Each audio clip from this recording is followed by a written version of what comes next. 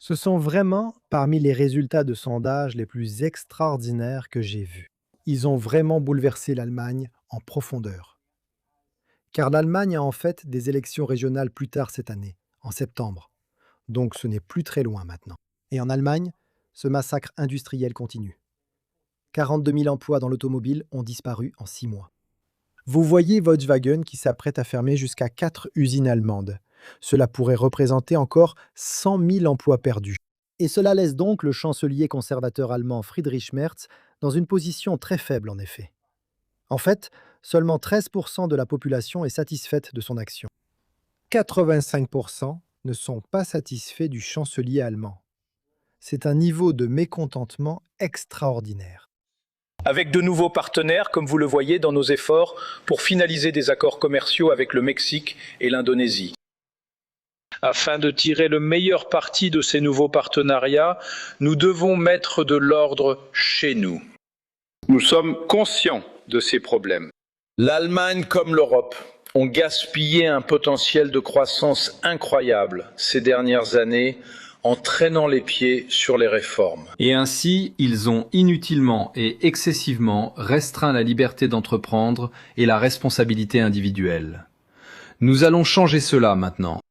La sécurité et la prévisibilité priment sur la réglementation excessive et la recherche de la perfection mal placée. Nous devons réduire considérablement la bureaucratie en Europe. Le marché unique a été créé à l'origine pour former la zone économique la plus compétitive au monde. Mais au lieu de cela, nous sommes devenus les champions du monde de la surréglementation. Cela doit cesser. Eh bien, merci beaucoup à Incogni d'avoir sponsorisé la vidéo d'aujourd'hui.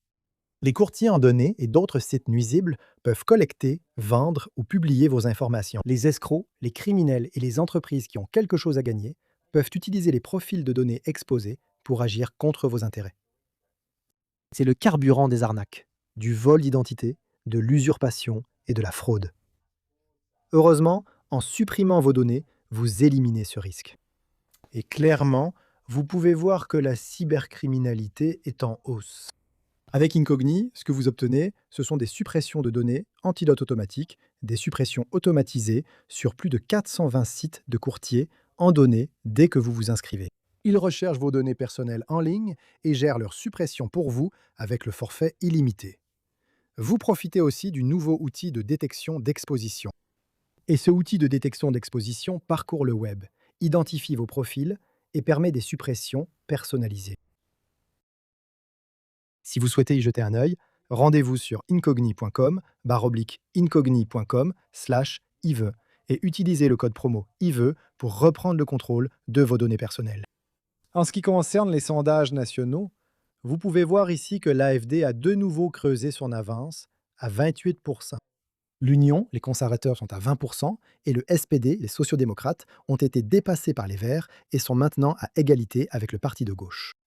Mais en ce qui concerne les élections prévues en septembre de cette année, vous pouvez voir ici en Saxe-Anhalt que l'AfD, que bien sûr les autres partis, ont complètement mis à l'écart. Accusés d'extrémisme et d'être infréquentables, les autres partis refusent de collaborer avec eux. Eh bien, ils sont à 42% dans cette région particulière de l'Allemagne, alors que les conservateurs de la CDU sont loin derrière, avec 22%. Et cela signifie, comme le dit la co-dirigeante de l'AfD, Alice Weidel, que la possibilité d'un gouvernement d'un seul parti se rapproche. Parce qu'un tel résultat pourrait signifier que l'AfD pourrait prendre le pouvoir là-bas sans alliance, potentiellement. Nous devrons attendre de voir. Mais dans une autre région de l'Allemagne, vous pouvez voir là, en Mecklembourg-Poméranie occidentale, que l'AfD est également en tête, avec une avance de 7 points. Les sociodémocrates arrivant en deuxième position. Une Allemagne qui fonctionne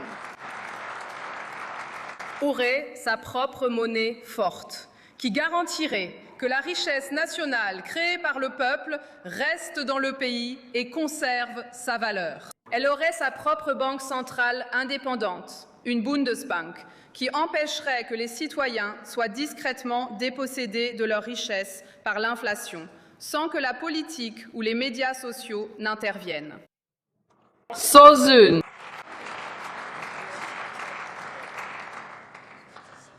Sans un approvisionnement énergétique fonctionnel, sûr et abordable, nous n'avons pas d'économie prospère. Nous revenons donc à vous.